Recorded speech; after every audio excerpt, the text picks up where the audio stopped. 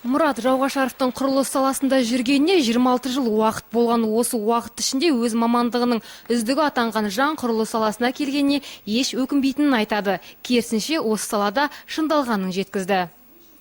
Мен 1988 жылдан бастап ол кезде болған Судоместрой, Казметаллургстрой трест.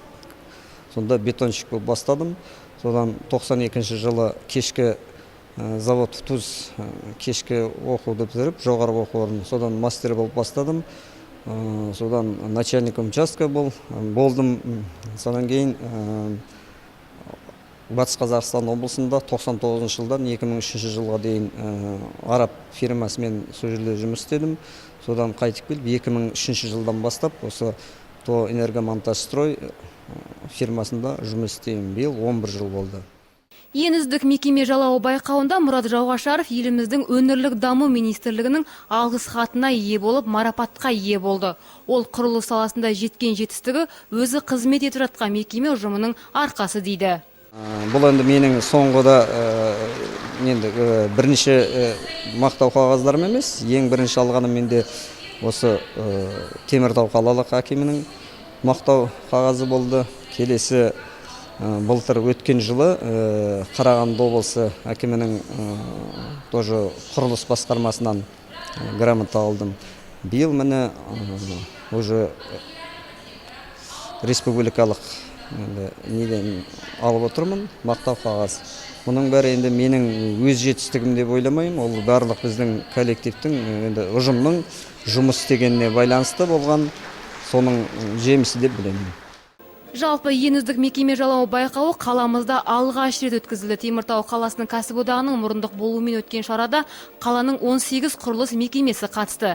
Айта кетейік, аталмыш байқау бірнеше ай бұрын жарияланған болатын. Тұңғыш президент тарихи мәдени орталығында байқаудың қорытындысы шығарылып, ақтық сынға өткен 10 үздік кәсіпорынның жалаулары ұсынылды. 10 тамыз күні елімізде құрылысшылардың төл мерекесі тойланады. Құрылыс саласында үздік атанып, көп жылдан бері үздік еңбек иесі атанып жүргендер алғыс хаттармен марапатталатын болады. Байқауға қатысқан барлық мекеме республикалық құрылыс және тұрғын үй коммуналдық шаруашылық комитетінің, қала әкімінің атынан алғыс хаттарды табыстаймыз.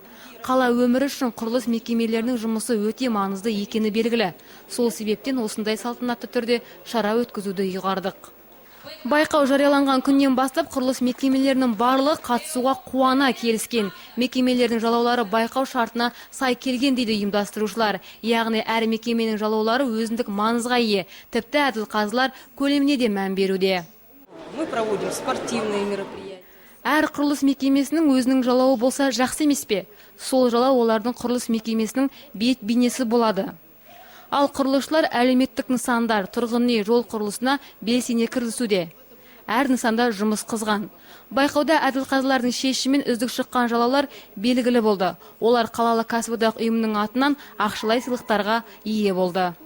13 тамыз құрылысшылардың кәсіби мерекесі қарсаңында қаланың құрылыс саласындағы жетістіктері саралау дәстүрге айналған. Аталмыш байқаудың нәтижесі бойынша бірінші орын Ақбұлақ БО жауапкершілігі шектеулі серіктестігі иелесе, екінші орын Заводстрой, үшінші орын Прокат ремонт кәсіподақ комитетіне бұйырды. Ал бұл байқау олардың мерейін бір асыр тастағаны анық.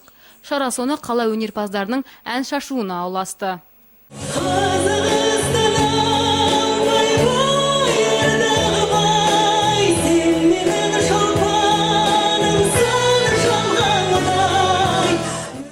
Ақерке Заирова, Нұрлан Егенбергенов, Сфера арнасы.